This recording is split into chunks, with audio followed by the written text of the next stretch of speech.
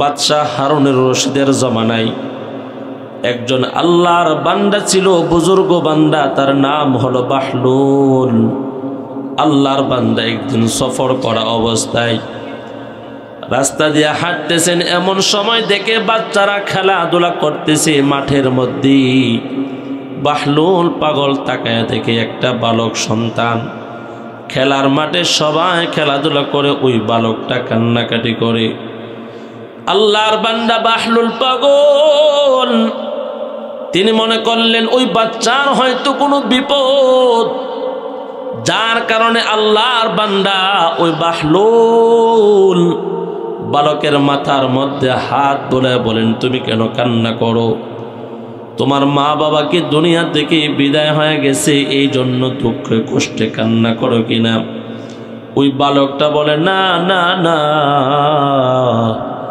আমি আমার মা বাবার জন্য কান্না করি না, এই জন্য আমি পেরেশান না। আল্লাহর বান্দা বাহলুল বলে, কেন কান্না করো? ওই বালকটা বলে, আপনি কি আল্লাহর কোরআনটা পড়েন নাই? আল্লাহ তো কোরআনের মধ্যে বলেন, আফা হাসিবতুম আন্নামা খলাকনাকুম আবাসাও ওয়া আন্নাকুম ইলাইনা লা তুরজাউন। আল্লাহ বলেন, আমি তোমাদেরকে অনার্থক বানাই নাই, তোমাদেরকে বেহুদা বানাই নাই। এ যুবক ভাই, বৃদ্ধ বাবা, যৌবনের চাহিদা পূরণ করার জন্য আল্লাহ তোমারে বানাই নাই। দুনিয়ার সংসার, দুনিয়ার সম্পদ সব তোমার ঠিক আছে, কিন্তু আল্লাহর ইবাদত তোমার ঠিক নাই।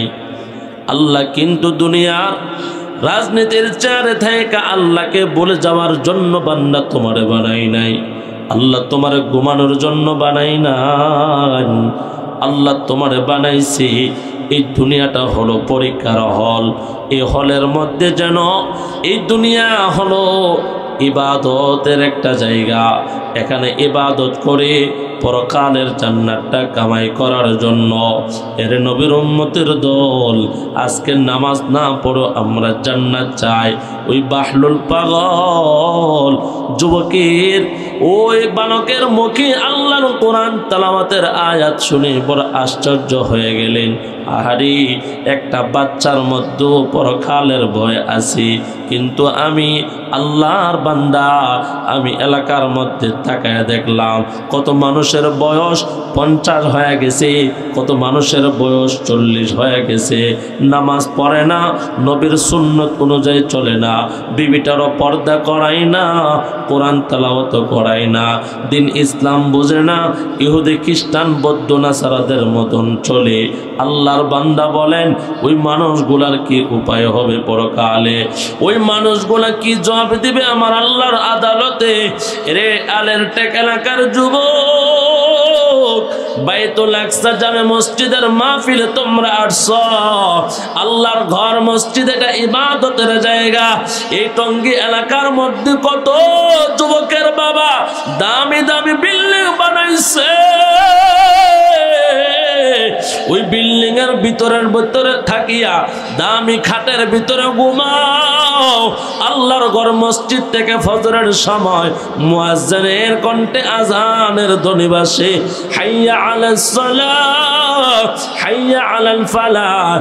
আয় বান্দা আয়, নামাজের জন্য আয়, কল্যাণের জন্য আয়। তুমি তো বান্দা ঘর থেকে বাহির হইয়া আল্লাহর ঘর মসজিদে যাইতে পারো না রে যুবক। তোমার মতন বহু যুবক আল্লাহর ঘর মসজিদে আজান হলে এক ওয়াক্ত নামাজ ছাড়ে না। আল্লাহর বান্দা এক ওয়াক্ত নামাজ কায়েজা করে না, মাথায় টুপি, চেহারায় নবীর সুন্নতের দাড়ি। এই জমিনের মধ্যে কত সিএনজিওয়ালা, কত রিক্সাওয়ালা, কত ভ্যানওয়ালা, কত যুবক আছে শ্রমিকের কাজ করে, তারপর নামাজ বাদ দেয় না। এর যুবক, তুমি কেন নামাজটা আদায় করো না? পয়গম্বর বলেন, এক ওয়াক্ত নামাজ ছেড়ে দিলে 2 বছর জাহান্নামের আগুন, ওই জাহান্নামের আগুনে জ্বলতে হবে রে ভাই। দুনিয়ার আগুনটা তো নরমাল আগুন, জাহান্নামের আগুন দুনিয়ার আগুনের চেয়ে 69 গুণ তাপমাত্রা বেশি হবে। একবার কি চিন্তা করো, গুলশানে আগুন লাগিয়ে কত মানুষ মারা গেল। ওই যে ঢাকা সদরঘাট থেকে বরিশাল বরগুনার উদ্দেশ্যে স্টিমার ছাড়ল, ঘুমের ঘরে লঞ্চের মধ্যে আগুন, কত মানুষ ঘুমের ঘরে মারা গেল। আমার আল্লাহ যদি চায়, আব্বার দামি বিল্ডিং এর ভিতরে দামি খাটের মধ্যে শুয়া লক্ষ টাকার মোবাইল দিয়া ইন্টারনেটের গুনাহ করতেছ, ওই ঘুমের ঘরেও আল্লাহ তোমার জন্য মৃত্যু পাঠাইতে পারে। কথা বলেন ঠিক কি না?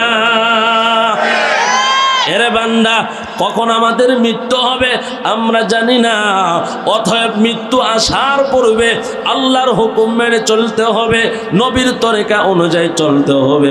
যুবক, আল্লাহর ভয় অন্তরের ভিতরে ঢুকাও। আল্লাহ পাক রব্বুল আলামিন বলেন, আমার তেলাওয়াতকৃত আয়াত, আল্লাহ বলেন, ইয়া আইয়ুহাল্লাযীনা আমানুত্তাকুল্লাহ, হে ঈমানদাররা আল্লাহকে ভয় করো। ওয়াল তানজুর নাফসুম মা কদ্দামাত লিগাদ, তোমরা দেখো আগামী কালের জন্য তোমরা কি প্রেরণ করছো। আমরা আজকে এই ময়দানে বসে আছি, সবাই বলেন, এখন যদি আমাদের মৃত্যু হয়, কিছুক্ষণ পর আমাদের দাফনের ব্যবস্থা করা হবে। লাশটা যখন দাফন করা হবে, হাল থাকে না, বর্তমান অবস্থা থাকে না। কিছুক্ষণ পর আমরা কবরে চলে যাব। আল্লাহ ইমানদারদেরকে মায়ার নজর বলেন, ইমানদারেরা আল্লাহকে ভয় করো এবং দেখো আগামীকালের জন্য কি প্রেরণ করতেছ রে যুবক। হাতের দ্বারা কি করতেছ, পায়ের দ্বারা কি করতেছ, সম্পদের দ্বারা কি করতেছ, ক্ষমতার দ্বারা কি করতেছ। আল্লাহ বলেন, দেখো ওয়াল তানজুর নাফসুম মা কদ্দামাত লিগাদিউ ওয়াত্তাকুল্লাহ ইন্নাল্লাহা খাবীরুম বিমা তা'মালুন। মুহাব্বত জোরে বলেন আল্লাহু আকবার। আল্লাহ বলেন, ইমানদারেরা আল্লাহকে ভয় করো। জোরে বলেন, ভয় করতে হবে কাকে? আমরা ভয় করি পুলিশ প্রশাসন, আমরা ভয় করি হিংস্র জানোয়ার, আমরা ভয় করি রাতের আধারে চোর ডাকাতকে ভয় করি, কিন্তু আল্লাহর ভয় আমাদের অন্তরে নাই। যেই ব্যক্তি সকালবেলায় ঠান্ডা পানি দিয়ে উযু করে মসজিদে যায়, ওই মুরব্বীকে জিজ্ঞেস করিও তার মধ্যে আল্লাহর ভয় কতটুকু আছে। ওই বান্দা আজান হলে দামি খাটে ঘুমায় থাকতে পারে না, আল্লাহর জাহান্নামের ভয়ে মসজিদে চলে যায়। আর তুমি মুমিন যখন মসজিদে যায়, তুমি দামি খাটের মধ্যে কম্বল মোড়ায়া ঘুমাও। আল্লাহর কসম, এই শান্তির ঘুম পরকালের শান্তি তোমার জন্য হারাম করে জাহান্নামে নিয়ে যাবে। কথা বলেন ঠিক কি না? দুনিয়ার মধ্যে যারা দুনিয়ার ঘুমকে হারাম করিয়া মসজিদে যাবে, আল্লাহর ভয় অন্তরের ভিতরে ঢুকায়া, আল্লাহর ভয়, আমাদের মধ্যে হিংস্র জানোয়ারের ভয় আছে। কেউ যদি বলে, ভাই আপনার এই ঘরের মধ্যে আমি একটা বিষাক্ত সাপ দেখতে পাইলাম, সাবধান, এই ঘরের মধ্যে কিন্তু আপনি থাকেন না। বিষাক্ত সাপের ভয়ে বলেন না কোনো মানুষকে ঘরের ভিতরে ঘুমাইতে যাবে। জোরে বলেন না যাবেনি। কেন? নিজের জীবনের ভয়, জীবনটা না জানে চলে যায়, অকালে যেন মৃত্যু না হয়। আল্লাহর নবীর কথা সত্য না মিথ্যা? নবী বলেন, এক একজন নাফরমানের কবরের মধ্যে 70 থেকে 99টা সাপ রাখা হবে। ও বেনামাজি যুবক ভাই, বলো এই অবস্থায় যদি তোমার মৃত্যু হয়ে যায়, ওই অন্ধকার কবরের মধ্যে কেমনে থাকবে রে যুবক? দামি বিল্ডিং এর মধ্যে, দামি খাটের মধ্যে তুমি একটা মশারে টাঙ্গাইছো, একটা মশার কামড় থেকে বাঁচার জন্যে মাত্র 7 ঘন্টা 10 ঘন্টা আরামের ঘুম ঘুমাইবার জন্য। অথচ আপনার আমার বাপ দাদারা অন্ধকার কবরের মধ্যে কি নিয়ে ঘুমাইছে, একবার কি চিন্তা করেছ? ওই কবরটার ভিতরে বিষাক্ত সাপের অভাব নেই, বিচ্ছুর অভাব নাই। আমল যদি ভালো না হয় কবরটা জাহান্নামের আগুনের গর্ত হয়ে যাবে। পয়গম্বর বলেন, আল কবরু রাউযাতুম মিন রিয়াজিল জান্নাহ আও হুফরাতুম মিন হুফারিন নার। কবর হবে কারো কারো জন্য জান্নাতের বালাখানা, কবর হবে জান্নাতের বাগান, আবার এই কবর হবে আগুনের গর্ত, সাপ বিচ্ছুর ঘর। এরে নবীর উম্মতের দল, যারা ঈমান আনার পর নেকের কাজ করবে, নামাজ পড়বে, তাদের জন্য কবর হবে জান্নাতের বাগান। আর যারা নামাজ পড়বে না, পর্দা করবে না, হালাল খাইবে না, নবীর সুন্নত অনুযায়ী চলবে না, তাদের জন্য কবর হবে জাহান্নামের গর্ত। জোরে কর নাউজুবিল্লাহ। 10 ঘন্টা ঘুমের জন্য যদি কম্বল আর খাট মশারের ব্যবস্থা করো, অনন্তকাল যেই কবরের মধ্যে আপনাকে আমাকে রাখা হবে, ওগো পর্দার অন্তরালের আমার মা দিলার কানটা লাগায় কতগুলো শ্রবণ করো। আজকে তো স্বামীর প্রশংসা, সন্তানের প্রশংসা করো। মাগো, ওই মার কপাল কত ভালো, যেই মায়ের সন্তান 5 ওয়াক্ত নামাজ আদায় করে, যেই মায়ের সন্তানটা একটা টাকাও হারামের খায় না, যেই মাটা বেপরদায় চলে না, বোরকা ছাড়া রাস্তাঘাটে দোকানপাটে বাহির হয় না। আজকে তো মা বোনদের অভাব নাই, কিন্তু পর্দাশীল মহিলা, নামাজি মহিলার অনেক অভাব। কথা বলেন ঠিক কিনা? একটা জমানা এমনও গেছে, একটা জমানা এমনও আমাদের অতীত পূর্ব কাল চলে গেছে, যেই কালের মধ্যে এমন নেককার মহিলা পাওয়া যাইত যে মহিলা নিজেও নামাজ পড়ে, স্বামীকেও নামাজ আদায় করার জন্য। আল্লাহর নবীর কাছে একজন মহিলা পত্র লেখা পাঠাইলেন, ইয়া রাসূলুল্লাহ, আমি একজন যুবতী মহিলা, আমার একটা স্বামী দরকার, আমার বিবাহের জন্যে একটা স্বামী দরকার। যে পুরুষ আমাকে বিবাহ করবে তার মধ্যে 3টা গুণ থাকা লাগবে। আল্লাহর নবীর কাছে মেয়েটা পত্র লিখে অ্যাড্রেসটা পাঠাইয়া দিলেন। নবী সমস্ত সাহাবায়ে কেরামদেরকে জামাত করিয়া ঘোষণা করলেন, হে আমার সাহাবায়ে কেরাম, কে আসো, বিবাহ করবা, সুন্দরী একটা রমণী মহিলা আছে, কে আসো বিবাহ করবা। বিবাহের কথা শুনিয়া যারা যুবক সাহাবী আছে বিবাহ করে নাই, তারা দাঁড়ায় গেলেন। আল্লাহর নবী বলেন, 3 গুণে গুণান্বিত পুরুষ এই মজলিসের মধ্যে যার 3টা গুণ থাকবে, তার কাছে ওই মহিলাকে বিবাহ দেওয়া হবে। জোরে কন্যা সুবহানাল্লাহ। কয়টা গুণ? জোরে কন্যা কয়টা গুণ? 3টা গুণ। বর্তমান ডিজিটাল আধুনিক যুগের মেয়েরা হইলে বলতো যে আমার স্বামী 1 নম্বরে প্রতি মাসে 1 লক্ষ টাকা কামাই করতে হবে। কথা কোন ঠিক কিনা? 2 নাম্বার, বিবাহের পরে দেশের বাহিরে হানিমুনে নিতে হবে। 3 নাম্বার, টঙ্গী পৌরসভায় আমার একটা স্বামীর বাড়ি থাকতে হবে। কিন্তু নবীর জমানার ওই ইমানদার মহিলার 3টা শর্ত কত চমৎকার ছিল শোনো। আল্লাহর বান্দে বলেন, নবী আমাকে যে বিবাহ করবে, যে পুরুষ আমাকে বিবাহ করবে, তার মধ্যে 3টা গুণ থাকা লাগবে। 1 নম্বর গুণ, রাত জেগে সারা বছর ইবাদত করতে হবে। জোরে কন্যা সুবহানাল্লাহ। সারা রাত জেগে, 1 দিন 2 দিন না, সারা বছর সারা রাত ইবাদত করতে হবে, এমন পুরুষ যদি থাকে, এই গুণান্বিত যদি কোনো পুরুষ থাকে, তাহলে আমি তাকে বিবাহ করব। জোরে বলেন না সুবহানাল্লাহ।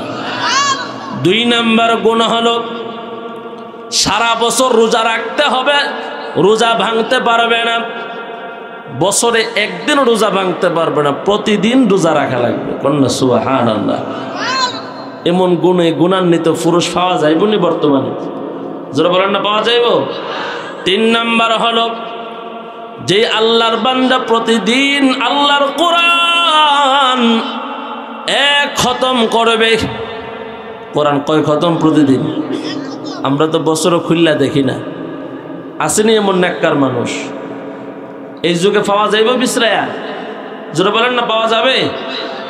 নবী যখন এই ঘোষণা করলেন, সাথে সাথে সবাই বসে গেলেন, একজন দূরে দাঁড়ায় আছে। আল্লাহর নবী বললেন, ওই যুবক, তুমি কি আমার শর্তগুলা বুঝতে পারছো? বলে, হ্যাঁ ইয়া রাসূলুল্লাহ, আমার মধ্যে এই 3 গুণ বিদ্যমান রয়েছে। কন্যা সুবহানাল্লাহ। আপনার আমার পয়গম্বর মহিলার সাথে যুবককে বিবাহ দিলেন, রাহমাতুল লিল আলামিন। ওই যুবকের সাথেই যখন মেয়েটাকে বিবাহ দিলেন, বাসর রাত, যুবকের প্রথম রজনী, ঘরের ভিতরে যাবে এমন সময় আল্লাহর ঘর মসজিদের মধ্যে এশারের আজান হয়ে গেছি। এবার স্বামী স্ত্রীকে বলে, বিবি গো, তুমি যাও ঘরের ভিতরে ওযু করে এশারের নামাজটা আদায় করো। আল্লাহর ঘর মসজিদ থেকে আমিও এশারের নামাজটা জামাতের সাথে আদায় করে আসি। জোরে কন্যা সুবহানাল্লাহ। মসজিদে যাবে, নতুন বিবি স্বামীর হাত ধরে বলে, স্বামী, মসজিদের মধ্যে তালিম হয়, নামাজের পরে যে হাদিসটা পড়া হবে আপনিও আমার সাথে শেয়ার করিয়েন, আমিও ওই হাদিস অনুযায়ী আমল করব। জোরে জোরে কোন সুবহানাল্লাহ। বিবি এবার নতুন স্বামীকে বললেন, স্বামী, মসজিদের মধ্যে যে তালিম হবে আপনি আমাকে বলবেন, আমি যেন ওই হাদিস অনুযায়ী আমল করতে পারি। স্বামী যেমন নেককার, মহিলাটাও নেককার। জোরে কন্যা সুবহানাল্লাহ। আর আমগো বিবি 24 ঘন্টা সিরিয়ালের নাটক দেখতে দেখতে, টিকটক দেখতে দেখতে টাইম পাস করে, নামাজও পড়ে না, পর্দাও করে না, কোরআনও পড়ে না। কথা বলেন ঠিক কিনা? বর্তমান সমাজে আল্লাহর কোরআন পড়ার চেয়ে মোবাইল টিফিনের সংখ্যা বেশি। কথা কন না কা? বর্তমান আমাদের মা বোনরা সবচেয়ে বেশি টাইম পাস করে মোবাইলের মধ্যে। আওয়াজ করে বলেন না ঠিক কিনা? জোরে কন। আপনারা হয়তো ভালো বিবি পাইছেন, আলহামদুলিল্লাহ। আপনাদের বিবিরা নিজেরও তাহাজ্জুদ পড়ে, আপনারাও গরম পানি রেডি করে উজু করায়, আর পরে মসজিদের গেট পর্যন্ত আগায়া দিয়া যায়, বলে স্বামী ফজরের নামাজটা পড়ে আসেন। কথা কন ঠিক না?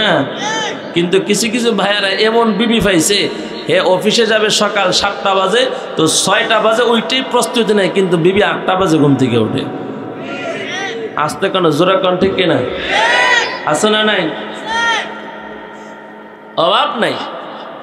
মানে ঘরের ভিতরে বিবি মাতবর, আর ভাই যদি মাশাআল্লাহ 4-5টা থায়, আপনি টের বেটার করলে ফোন মারাম করলাম বাপের বাইত।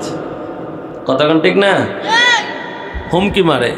বাবার যদি ক্ষমতা থাকে, ভাইদের যদি জোর থাকে, তো স্বামীর কানদিরা ঘোড়ায়। কথা কোন ঠিক কিনা?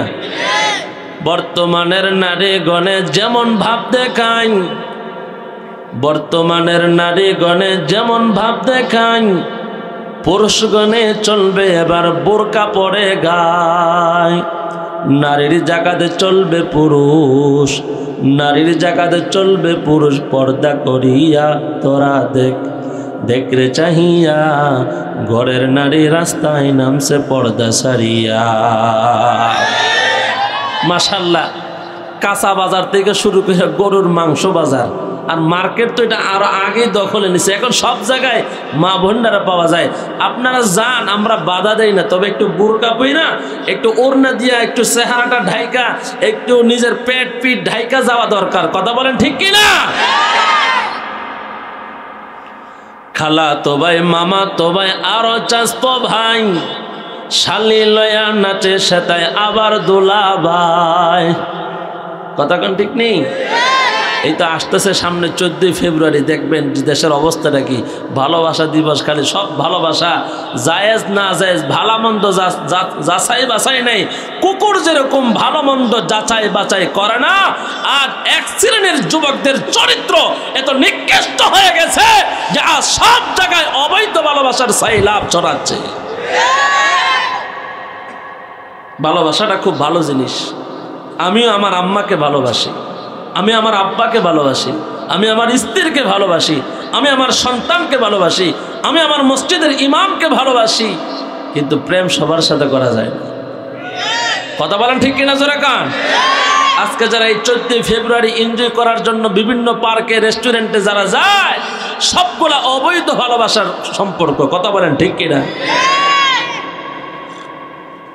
অথচ আল্লাহর রাসূল বলেন, কোন সন্তান যদি মা বাবার চেহারার দিকে ভালোবাসার দৃষ্টিতে একবার তাকায়, আল্লাহ কবুল হজের সব আমল নামায় লেখা দেয়।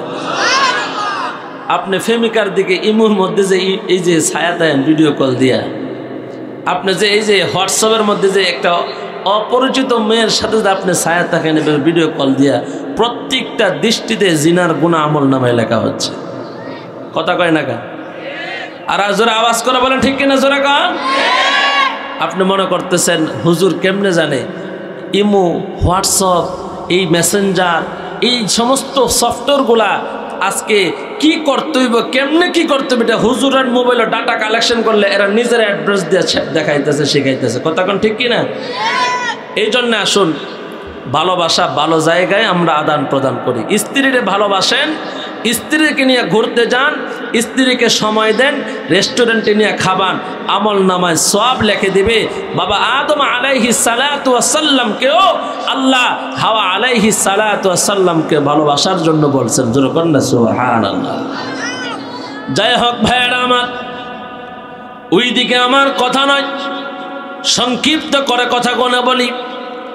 নব্য বিবি স্বামীকে বললেন, স্বামী গো, মসজিদের মধ্যে যে তালিম হবে আপনি আমাকে বলবেন, আমি যেন যথাভাবে আমল করতে পারি। স্বামী এশারের নামাজ পড়ে বাড়িতে আসলেন। বিবি স্বামীর কানে মুখ লাগায় বলেন, মসজিদে কি হাদিস তেলাওয়াত করা হয়েছে আগে বলেন। আল্লাহর নবীর সাহাবী বলেন, বিবিরি, মসজিদে এমন একটা হাদিস বর্ণনা করা হয়েছে, পড়া হয়েছে, কোনো মুমিন যদি ফজরের নামাজের পর আল্লাহর বান্দা 100 বার সুবহানাল্লাহ পড়ে, 100 বার আলহামদুলিল্লাহ পড়ে, 100 বার আল্লাহু আকবার পড়ে, 100 বার লা ইলাহা ইল্লাল্লাহ, 100 বার পড়ে আস্তাগফিরুল্লাহ, 100 বার পড়ে সাল্লাল্লাহু আলাইহি ওয়াসাল্লাম, এই 600 তাসবিহ যদি কেউ পড়ে, ওই দিনের আলোতে যদি আল্লাহর বান্দার মৃত্যু হয়ে যায়, আল্লাহর বান্দির যদি মৃত্যু হয়ে যায়, আসমানের মালিক ওই মুমিনের জিম্মা গ্রহণ করে নেবে। জোরে কন্যা সুবহানাল্লাহ। নবীর সাহাবী বলেন, ইয়া রাসূলুল্লাহ, নবীর সাহাবী বলেন, বিবিরি, আল্লাহর নবী বলছেন মাগরিবের পরে একইভাবে যদি কেউ 600 বার এই তাসবিহগুলো আদায় করে, আল্লাহ ওই মুমিন বান্দা বান্দির সারা রাত্রের জিম্মা গ্রহণ করবে। বিবি হলেন অত্যন্ত সরল মানুষ। স্বামীকে বললেন, স্বামী গো, আমি যদি সকালবেলা ফজরের নামাজের পরে 600 বার তাসবিহ আদায় করি, মাগরিবের পরে যদি 600 বার তাসবিহ আদায় করে, আল্লাহ আমার জিম্মা হবে, এটা বুঝতে পারলাম। তবে আল্লাহ যদি আমার জিম্মা হয়, আমার লাভ কি হবে এইটা বুঝি নাই। জোরে কন্যা সুবহানাল্লাহ। বিবি বললেন, স্ত্রী শোনো, আল্লাহ যদি কোনো মুমিন মুমিনাতে জিম্মা হয়ে যায়, ওই মানুষটা মৃত্যুবরণ করার পর আল্লাহর জিম্মায় জান্নাতের মেহমান হয়ে যাবে। জোরে কন্যা সুবহানাল্লাহ। এরে যুবক ভাই ও বৃদ্ধ বাবা, দিলের কানটা লাগায় কথাগুলো শ্রবণ করেন। ঘটনা বলে, কিচ্ছা বলে, কাহিনী বলে আমার উদ্দেশ্য না। এই ঘটনার মধ্যে জীবন পরিবর্তন করার মতন সবক রয়েছে। যুবকটা এশারের নামাজ পড়িয়া খাবার খাইলেন। স্ত্রী তো মনে করলেন, আল্লাহর নবীর কাছে শর্ত দিয়েছিলেন 3টা, এমন যুবককে বিবাহ করব যেই যুবক সারা রাত ইবাদত করবে, প্রতি রাত ইবাদত করবে, বছরের মধ্যে কোনো রাত ঘরের ভিতরে ঘুমাইবে না। খাবার খায় স্বামী যখন ঘুমাইতে যায়, স্ত্রী রাগ করে, অভিমান করে, কি ব্যাপার, আমি তো নবীর কাছে শর্ত দিয়েছিলাম আমার জীবনে এমন একটা পুরুষ স্বামী হবে যে স্বামী সারা রাত জেগে ইবাদত করবে। তিনি রাত জেগে ঘুমাইলেন। মসজিদে যখন আজানের ধ্বনি বাজে, আসসালাতু খায়রুম মিনান নাওম,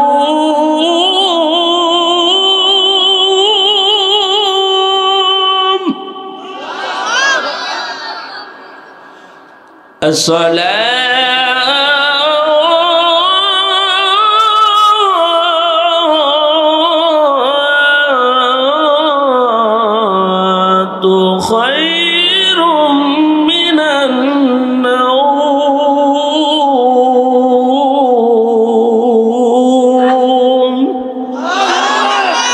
ঘুমের চেয়ে নামাজ ভালো, আর তুমি ঘুমাইও না। ঠিক মতে পড়িলে মুমিন, জান্নাত তোমার ঠিকানা। ঠিক কিনা? আল্লাহর বান্দা মসজিদে যখন ফজরের সালাতের আজান হয়ে গেল, ঘুম থেকে ওইটা স্ত্রীকে বলল, বিবি তুমিও ফজরের নামাজ আদায় করো, আমি মসজিদে জামাতে যাই। যুবকটা বাসর রাত্রে মসজিদে চলে গেলেন, পবিত্রতা অর্জন করিয়া নামাজ আদায় করলেন। এশরাকের নামাজ পড়িয়া বাড়িতে আসলেন। বিবি তখনও নাস্তা বানায় না, মনটা বড় খারাপ। কপালের মধ্যে থাপড় দিয়া বলে, আহারে আমি চাইলাম কি আর পাইলাম কি। নবীর তো বলছিলাম এমন স্বামী আমার জন্য দেখতে, যেই স্বামীটার মধ্যে 3টা গুণ পাওয়া যাবে। ভালো করে শোনেন, ভালো করে বুঝেন। 1 নম্বর গুণ, সারা রাত ইবাদত করবে প্রতিদিন। কিন্তু আমার স্বামী সারা রাত বিছনার মধ্যে ঘুমাইল, শর্ত মানে নাই। এবার মসজিদ থেকে এসে বিবিরে বলে, নাস্তা বানাইছো, কি ব্যাপার? আল্লাহর নবীর কাছে না শর্ত ছিল সারা বছর রোজা রাখতে হবে, আপনি কি দ্বিতীয় শর্তটাও মানবেন না? স্বামী বললেন, তুমি আমার নসিহত করা লাগবে না, আমার ওয়াজ করা লাগবে না। নাস্তা চাইছি, তাড়াতাড়ি রুটি বানায় দাও, কর্মে যাইতে হবে, কাজে যাইতে হবে। বিবি চোখের পানি সাইরা সাইরা নাস্তা বানায় দিলেন। সাহাবী নাস্তা খায়া যখন কর্মে চলে গেল, আল্লাহর বান্দা বিকাল বেলায় আবার বাড়িতে চলে আসলো।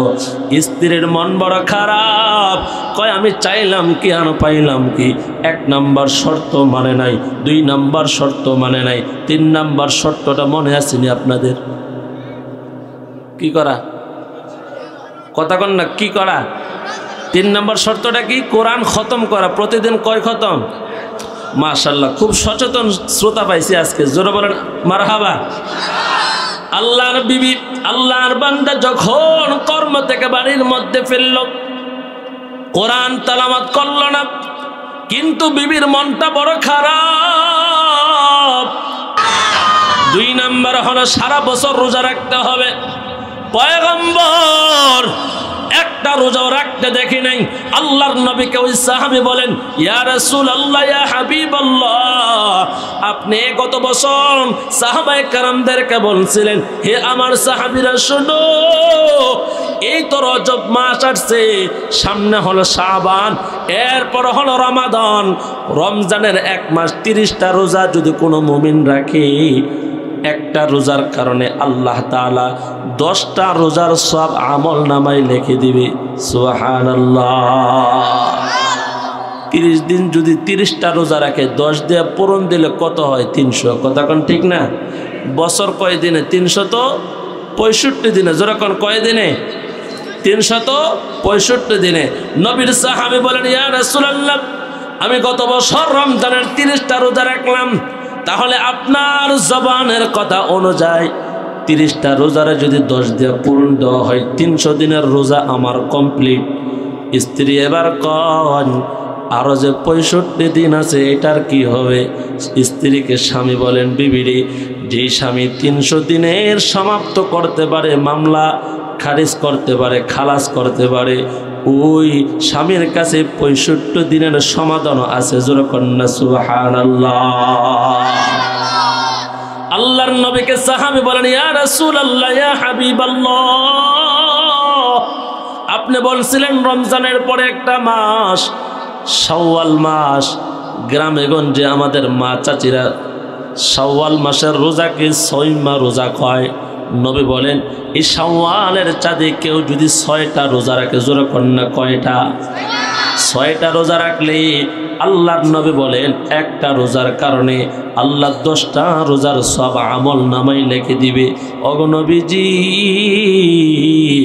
আমি গত বছর শাওয়াল মাসের 6টা রোজাও রাখছি, তাহলে 6 যদি 10 দিয়ে পূরণ দেন হয় 60। আগে হইল 300, এখন হইল 60, এই হলো 360। আরো বাকি আছে কয়দিন? কথা কয় না, জোরে কন্যা কয়দিন? 5 দিন ইসলাম ধর্মে মুসলমানের জন্য রোজা রাখা হারাম। কথা কন ঠিক না? কোন 5 দিন জানেন না আপনারা? 2 ঈদের দিন, কোরবানির ঈদের পরের 3 দিন। কথা বলেন ঠিক কিনা? 2 নাম্বার মামলা খালাস। এবার বিবি কয়, রাসূল 2টা না খালাস হয়েছে, আর একটা মামলা আছে না? হ্যাঁ, তো কোরআন শরীফ ধরছো না পড়ছো না? কন্যা সুবহানাল্লাহ। আর একটু জোরে কন্যা সুবহানাল্লাহ। আল্লাহর নবীর সাহাবী বলেন, ইয়া রাসূলুল্লাহ, ইয়া হাবিবাল্লাহ, ওগো নবীজি, আপনার জবান থেকে যখন শুনতে পাইলাম আপনি বলছেন, হে আমার সাহাবীরা শোনো, আল্লাহর কোরআনের মধ্যে 114টি সূরা আছে, এর মধ্যে 6236টি আয়াত আছে। এই পবিত্র কোরআনের ছোট্ট একটি সূরা আছে, সূরাতুল ইখলাস। এই কুল হুয়াল্লাহ সূরা, যে সূরাটা আমার আল্লাহর সূরা, আল্লাহর শানের সূরা, আল্লাহর এককিত্বের সূরা। জোরে কন্যা সুবহানাল্লাহ। এই সূরাতুল ইখলাস ছোট হইতে পারে, এটার ফজিলত অনেক বড়। পয়গম্বর বলেন, সূরাতুল ইখলাস যদি কোনো মুমিন একবার তেলাওয়াত করে, আল্লাহ তার আমল নামায় 10 পারা কোরআন তেলাওয়াতের সওয়াব উঠায়া দেয়। কোনো মুমিন যদি 2 বার পড়ে 20 পারা কোরআন তেলাওয়াতের সওয়াব, 3 বার যদি পড়ে 30 পারা কোরআন তেলাওয়াতের সওয়াব। ওগো নবীজি, আপনার জবান থেকে আমি শোনার পর প্রতিদিন 1 বার 2 বার 3 বার নয়, আমি সকালবেলা 1 খতম, আমি বিকালবেলা নিয়মিত 1 খতম করে তেলাওয়াত করে আসতেছি। জোরে কোন সুবহানাল্লাহ। আল্লাহু আকবার, জোরে বলেন। আসুন সবাই পড়ে বিসমিল্লাহির রহমানির রহিম। কুল হুয়াল্লাহু আহাদ, আল্লাহুস সামাদ, লাম ইয়ালিদ ওয়া লাম ইউলাদ ওয়া লাম ইয়াকুল লাহু কুফুয়ান আহাদ। বিসমিল্লাহির রহমানির রহিম। কুল হুয়াল্লাহু আহাদ, আল্লাহুস সামাদ, লাম ইয়ালিদ ওয়া লাম ইউলাদ ওয়া লাম ইয়াকুল লাহু কুফুয়ান আহাদ। বিসমিল্লাহির রহমানির রহিম। কুল হুয়াল্লাহু আহাদ, আল্লাহুস সামাদ, লাম ইয়ালিদ ওয়া লাম ইউলাদ ওয়া লাম ইয়াকুল লাহু কুফুয়ান আহাদ। মাত্র 1 থেকে 1.5 মিনিট সময় নষ্ট হয়েছি, কিন্তু আমল নামায় 1 খতম কোরআন তেলাওয়াতের সওয়াব আল্লাহ লিখে দিবে। এটা আল্লাহর ওয়াদা। জোরে কন্যা সুবহানাল্লাহ। কিন্তু মুরব্বীরা আজকে কোরআন পড়ে না, জিকিরও করে না, খালি বিড়ি টানে। কথা কয় না? বিড়ি টানেন না মুসলমানের সংখ্যা বেশি, না তসবিহ টানেন না মুসলমানের সংখ্যা বেশি? কথা কন, জোরে কন, আছে না নাই? সময় পাইলেই বিড়ি, ওরে বরকতের বিড়ি, সব ছাড়তে পারে, মাগার তোরে সারাসারি নাই। কথা কন ঠিক না? বিড়ি এমন ভাবে খাবার রুটিন বানাইছে, রাত্রে ঘুমাইতে গেছে মশারের ভিতরে ঢুকেও বিড়ি টানে। ও কথা কয় না গা? আছে না নাই? সব মুরব্বীরা বিড়ি টানে। কোন কোন মুরব্বীরা দেখবেন মাশাআল্লাহ বাইতুল আকসা এত সুন্দর মসজিদ, বারান্দায় আসরের নামাজ পইরা একবারে মাগরিবটা পইরা বাড়ি যাবো, এই সময়টা কি করবে? তাসবিহ না জিকির করে লা ইলাহা মাশাআল্লাহ লা ইলাহা আর জোরে লা ইলাহা ইল্লাল্লাহ লা ইলাহা ইল্লাল্লাহ লা ইলাহা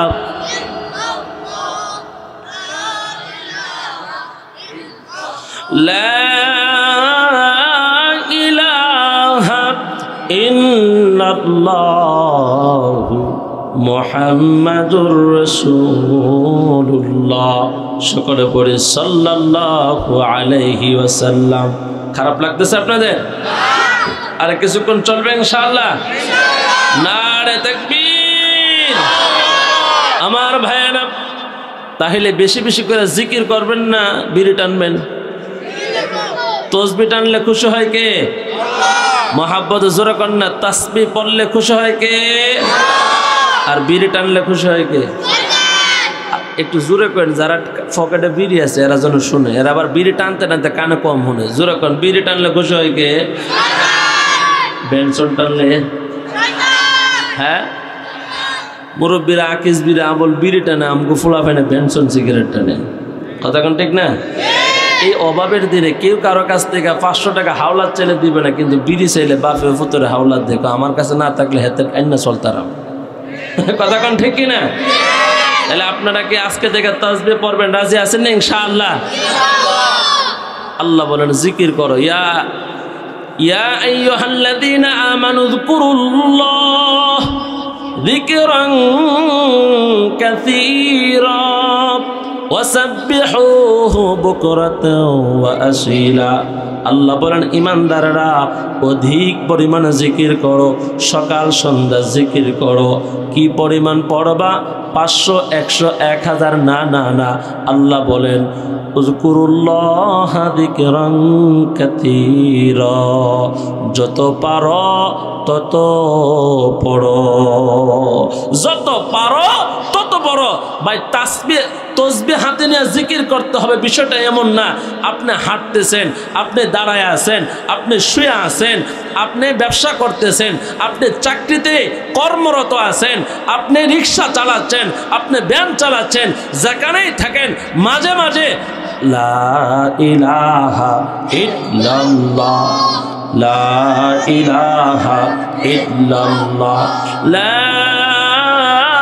ইলাহা ইল্লাল্লাহু মুহাম্মাদুর রাসূলুল্লাহ সাল্লাল্লাহু আলাইহি ওয়াসাল্লাম।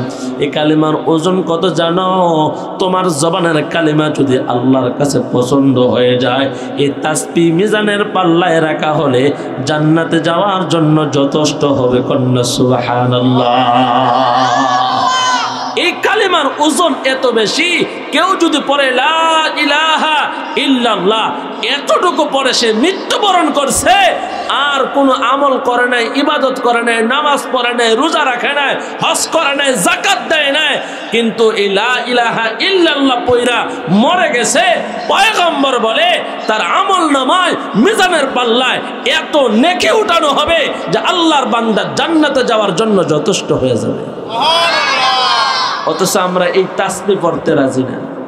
মুরব্বী বাবারা দাড়ি পাকছে, চুল পাকছে, বয়স তো মাশাআল্লাহ অনেক হয়েছে, আসেন এই সমস্ত ছোটখাটো বিষয়গুলা ছেড়ে দিয়ে আমরা জিকিরে মনোযোগী হয়, আমলে মনোযোগী হয়, নামাজে মনোযোগী হয়, হালাল হারামের মধ্যে মনোযোগী হয়। কথা বলেন ঠিক কিনা? আমার ভাইয়েরা, নেকের কাজ করো, নেকের কাজের উৎসাহ দাও।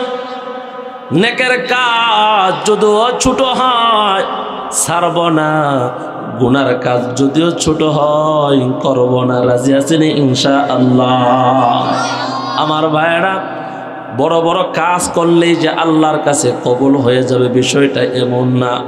অনেক মানুষ লক্ষ টাকা খরচ করে হজ করে, কিন্তু তার হজ আল্লাহর কাছে কবুল হয় না। অনেক মানুষ 5 ওয়াক্ত নামাজ আদায় করে, তার নামাজ আল্লাহর কাছে কবুল হয় না। অনেক মানুষ রোজা রাখে, সুদ ছাড়ে না, ঘুষ ছাড়ে না, দুর্নীতি ছাড়ে না, তার রোজাও আল্লাহর দরবারে কবুল হবে না। সুদখোরের দোয়া কিয়ামত পর্যন্ত আমার আল্লাহর দরবারে পৌঁছবে না। কথা বলেন ঠিক কিনা? আমার ভাইয়েরা, কাজ করতে হবে ইখলাসের সাথে, শুধুমাত্র আমার আল্লাহর জন্য। মুমিন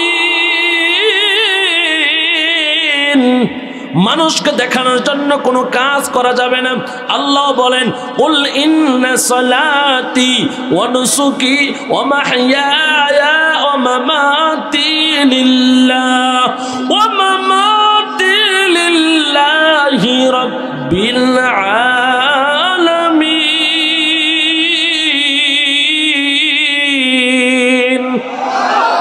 নামাজ পড়ব কার জন্য? আর জোরে আওয়াজ করে বলেন, কুরবানি করব কার জন্য? আল্লাহর জন্য। অনেক মানুষ মসজিদে যায় মানুষকে খুশি করার জন্য, আল্লাহর জন্য মসজিদে যায় না। আমার ভাইয়েরা, অনেক হাজী সাহেব বছরে বছরে হজ করে, উমরা করে, মানুষ তারা হাজী বলার জন্য, আল্লাহর সন্তুষ্টির জন্য হজ করে না। বলেন না, এমন মানুষ সমাজে আছে না? না। আল্লাহর বান্দা প্রখ্যাত তাবি আব্দুল্লাহ ইবনে মুবারক রাহমাতুল্লাহি আলাইহি হজ্জের মৌসুমে হজ করার জন্য বাইতুল্লাহ হজ করার পর তিনি আরাম করতেছেন বাইতুল্লাহর চত্বরে। হঠাৎ আল্লাহর বান্দা আব্দুল্লাহ ইবনে মুবারক রাহমাতুল্লাহি আলাইহি ঘুমের ঘরে স্বপ্ন দেখি 2 জন ফেরেশতা কাবার চত্বরে দাঁড়ায় তর্ক বিতর্ক করে। সবাই মনোযোগী হন, ডানে বামে তাকায়েন না, এইদিকে এইবার দৃষ্টি আকর্ষণ করেন। আল্লাহর বান্দা আব্দুল্লাহ ইবনে মুবারক রাহমাতুল্লাহি আলাইহি তিনি ঘুমায় আছেন। ঘুমের মধ্যে দেখি 2 জন ফেরেশতা তর্ক করে। কি নিয়ে তর্ক? একজন ফেরেশতা আরেকজনকে বলেন, বলো তো এবার কয় লক্ষ হাজী হজ করার জন্য আসছি? কন্যা সুবহানাল্লাহ। একজন ফেরেশতা আরেকজনকে জিজ্ঞেস করে, ভাই ওই বলতো দেখি এবার কয় লক্ষ হাজী হজ করার জন্য আসছে? আব্দুল্লাহ ইবনে মুবারক রাহমাতুল্লাহি আলাইহি তিনি হজের মৌসুমে তিনি তওয়াফ করে ক্লান্ত হয়ে গেছে, তিনি আরাম করতেছেন। ঘুমের মধ্যে যখন দেখলেন একজন ফেরেশতা আরেকজনকে প্রশ্ন করে, তো বলতেছে 6 লক্ষ হাজী এবার হজের মৌসুমে হজ করছে। যেরকম না সুবহানাল্লাহ। তো ফেরেশতা কয়, হজ কয়জনেরটা কবুল হয়েছে? কয় একজনেরও না। একজনের হজ আল্লাহর দরবারে কবুল, যেরকম না কবুল হয় নাই। ফেরেশতা বলে, কয়জনের হজ কবুল হয়েছে? কয় একজনেরও হজ কবুল হয় না। কস কি? বলে হা। এবার ফেরেশতা কয়, হা এবার 6 লক্ষ হাজির হজ কারো হজ কবুল হয় নাই, তবে হ্যাঁ একজনের উসিলায় আল্লাহ তাআলা সকলের হজ কবুল করে নিয়েছে। কয়জনের উসিলায়? আব্দুল্লাহ ইবনে মুবারক রাহমাতুল্লাহি আলাইহি ঘুম থেকে জাগ্রত হয়, কোন একজন কার উসিলায় আল্লাহ এবার 6 লক্ষ হাজির হজ কবুল করলো? তিনি আল্লাহর কাছে কান্নাকাটি শুরু করলো। জোরে কন্যা সুবহানাল্লাহ। আল্লাহ তাকে জানায় দেয়, মক্কাতে তার বাড়ি না, মক্কা থেকে অনেক দূর দামেস্কের মধ্যে আল্লাহর বান্দা, তার নাম হলো আলী ইবনে মুআফিক, আল্লাহর একজন সাধারণ বান্দা। ওই বান্দার ওসিলায় আল্লাহ 6 লক্ষ হাজির হজ কবুল করছি। তবে তিনি হজ করার জন্য দামেস্ক থেকে মক্কায় আসতে পারে নাই। এমন একটা ভালো কাজ করছি যে কাজের কারণে আল্লাহ তার উসিলায় 6 লক্ষ হাজির হজ কবুল করে নিছে। কন্যা সুবহানাল্লাহ। কাজটা কি শুনবেন আপনারা? সবাই কইছে না তো? বলেন ইনশাআল্লাহ। ঘটনাটা বলবো? সবাই দিলের কানটা লাগায় কথাগুলো শ্রবণ করেন। আল্লাহর বান্দা আব্দুল্লাহ ইবনে মুবারক রাহমাতুল্লাহি আলাইহি ঘুম থেকে জাগ্রত হয়ে ওই দামেস্কের উদ্দেশ্যে রওনা হয়ে গেল। গোটা এলাকা তন্ন তন্ন করে আলী ইবনে মুআফিককে বাহির করলো। গিয়ে দেখে একেবারে সাধারণ একটা ভাঙ্গাচোরা ঘর। ওই ঘরের মধ্যে স্বামী আর স্ত্রী বসবাস করে। ডাইকা বলেন, ভাই এই 2-1 দিনের মধ্যে অথবা এই কয়েকদিনের মধ্যে আপনি কি এমন ভালো একটা কাজ করছেন জানতে চাই। বলে আমি তো ভালো কাজ করি নাই, তবে গত রাত্রে একটা ভালো কাজ আমার দ্বারা হয়েছে। বলে কি হয়েছে ওইটাই বলেন। জোরে কন্যা সুবহানাল্লাহ। আব্দুল্লাহ ইবনে মুবারক রাহমাতুল্লাহি আলাইহি নিজের পরিচয় দিলেন না, আত্মগোপন রেখে তার ভালো কাজ কি কাজ করেছে আলী ইবনে মুআফিকের কাছ থেকে তার ঘটনা শুনলেন। আমার ভাইয়েরা, তিনি বলেন আমার বিবির ঘরে বাচ্চা হবে, আমার বিবি হলো অসুস্থ, প্রেগন্যান্সি মহিলা। সাধারণত আমাদের মা বোনদের ঘরে যখন বাচ্চা হওয়ার সম্ভাবনা হয়, গর্ভবতী হয়, তাদের দেখবেন অনেক সময় অনেক কিছু খাবারের রুচি আসে। কেউ টক খায়, কেউ মিষ্টি খায়, কেউ আবার জাল খায়। কথা বলেন ঠিক কিনা? ওই আলী ইবনে মুআফিকের বিবি হলো গর্ভবতী মহিলা।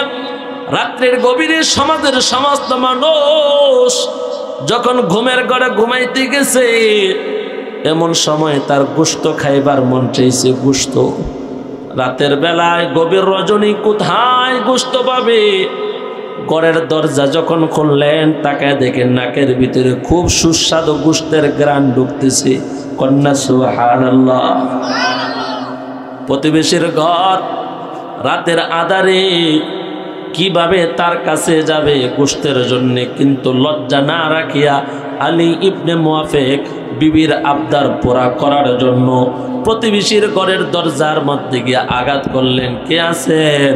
দরজাটা একটু খুলেন, আপনার ঘরে মনে হয় গোশত রান্না করা হচ্ছে, আমার বিবিটা অসুস্থ, একটু গোশত যদি দেন আমার বিবিটা খায়া শুকরিয়া আদায় করবে, আপনার জন্য দোয়া করবে, কৃতজ্ঞ হবে। ওই মহিলা চোখের পানি ছেড়ে ছেড়ে বলে, ভাই আমার ঘরের মধ্যে যে গোশত রান্না করা হয়েছে যদিও আমার জন্য হালাল, এটা আপনার জন্য হালাল নয়। আল্লাহর বান্দা আলী ইবনে মুআফিক রাহমাতুল্লাহি আলাইহি তিনি আশ্চর্য হয়ে বলেন, কেন আপনি গোশত খাইতে পারবেন, আমার বিবি কেন খাইতে পারবে না? বলে আপনি তো জানেন অনেক আগে আপনার ভাই দুনিয়া থেকে বিদায় হয়ে গেছে, ঘরের মধ্যে 2টা বাচ্চা এতিম, ওই এতিম বাচ্চাগুলার খাওয়ার মতো কিছুই নাই। দীর্ঘদিন পর্যন্ত না খায়া খায়া মুখ লজ্জায় সমাজের কারো কাছে হাত পাতি না, আমারও ইনকাম নাই, আমিও কর্ম কইরা বাচ্চাগুলারে খাবার খাওয়াইতে পারি না, কিন্তু বাচ্চাগুলা এত বিরক্ত আর জ্বালা যন্ত্রণা দিচ্ছে, আমি মা আমার এতিম বাচ্চাদের কান্নার আওয়াজ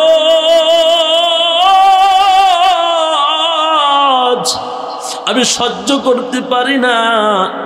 শহরের পাশ থেকে মৃত একটা গাদার গোশত আমি নিয়ে আসছি আমার সন্তানগুলারে খাওয়ার জন্য। জোরে কন্যা আল্লাহু আকবার। ভাইরে, যদিও আমি এতিম গরিব, আমার এই বাচ্চাগুলার জন্য মৃত গোশতের মাংস খাওয়া হালাল, আপনার জন্য এটা জায়েজ হবে না। আলী ইবনে মুআফিক ঘরের দরজায় দাঁড়ায় দাঁড়ায় চোখের পানি ছাইরা ছাইরা কান্না করে। 30 বছর মনের একটা জল্পনা ছিল, আল্লাহর ঘর বাইতুল্লাহ জিয়ারত করবে, হজ করবে। সকালবেলা ফজরের নামাজটা আদায় করিয়া বাইতুল্লাহর উদ্দেশ্য রওনা হয়ে যাবে। 30 বছরে অল্প অল্প করে নিজের উপার্জনের টাকা থেকে 3000 দিরহাম তিনি জমাইছিল। গোড়ের ভিতরে ঢুকিয়া বিবি বলেন, কি ব্যাপার? গোড়ের ভিতরে ঢুকছেন, মনটা বড় খারাপ। বিবিরি ঘটনা পরে বলতেছি, দে আমার আগামীকাল হজে যাওয়ার জন্য যে 3000 দিরহাম জমাইছি রে বিবি,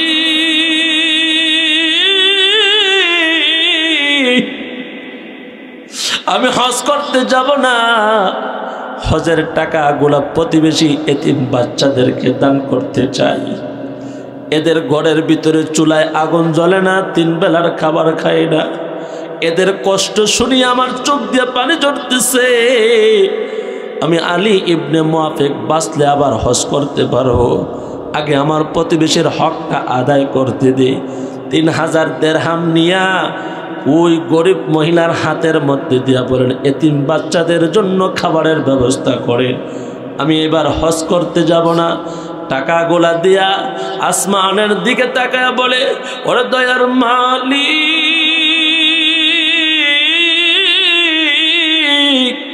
আমি তো হজ করার জন্য নিয়ত করছিলাম।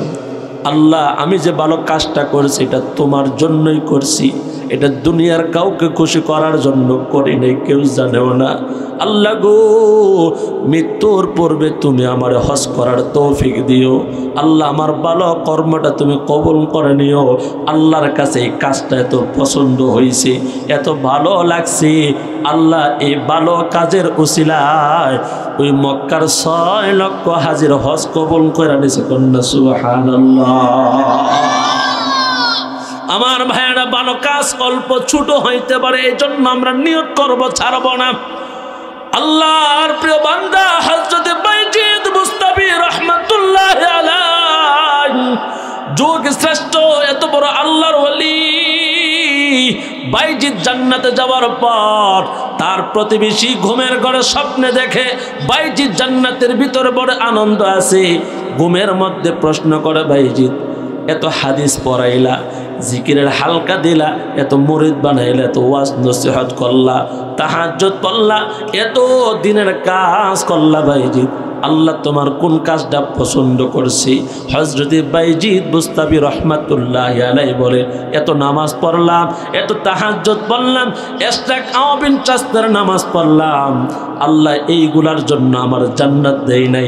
শীতের দিনে বাড়ির সামনে একটা বিড়ালের ছানা ঠান্ডার মধ্যে কষ্ট করছিল, ওই শীতের মধ্যে বাচ্চা বিড়ালটারে আমি আমার ঘরের মধ্যে নিয়া কাপড় দিয়া পেঁচায়া একটু আরাম দিছিলাম, আর মনে মনে বলছিলাম, আল্লাহ এই বিড়ালের বাচ্চাটাও তুমি বেহুদা বানাই নাই, এই বিড়ালের বাচ্চাটাও তুমি কত সুন্দর করে বানাইছো, তোমার সৃষ্টি, এই জন্যই বাচ্চাটারে আমি একটু আরাম কইরা ঘুমাইতে দিলাম। ওই যে বিড়ালের বাচ্চাটারে ঠান্ডার মধ্যে আমি গরম কাপড় দিয়া কম্বলের মধ্যে জায়গা করে দিছিলাম, এই কাজটা আমার আল্লাহর কাছে বড় পছন্দ হয়েছে, এই কাজটাও আমি আমার আল্লাহর জন্য করছিলাম। আল্লাহ আমাকে এটাকে কেন্দ্র করে জান্নাতি বলে ডাক দিছে। কন্যা সুবহানাল্লাহ। আমার দয়ার মাওলা রে,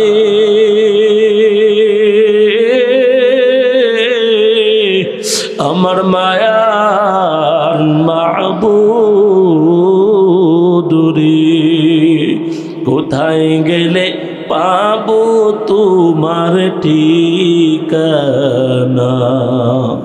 তোমাকে বুঝি আমি পাইলাম না, তোমাকে পাইবার আশে গুড়িয়া আমি দেশ বিদেশে, কোরআনের ময়দানে করলাম ঠিকানা। সবাই একটু মহাব্বতে দুইটা হাত উঠে ডাক দেন, ইয়া আল্লাহ। আরে জোরে মায়া লাগায় দিলটা নরম করে দুইটা ফুটের চোখের পানি সারিয়া একটু ডাক দাও, ইয়া আল্লাহ। আয় আল্লাহ, হাতগুলা কবুল করিয়া নেন, জিন্দেগির গুনাহগুলি মাফ করিয়া দেন। মহাব্বতে বলেন আমিন, আর জোরে বলেন আমিন। আল্লাহ আজকের এই মাহফিলকে কিয়ামত পর্যন্ত কবুল করেন, সকলে বলে আমিন। আমার ভাইয়ারা, গত বছর এই মাহফিলে অনেকেই ছিল, এই বছর নাই। এই মহল্লা থেকে অনেকেই মৃত্যুবরণ করে চলে গেছে। আগামী বছর যে আমরা থাকবো এটার কোনো গ্যারান্টি আমাদের আছে? জোরে বলেন না, গ্যারান্টি আছে?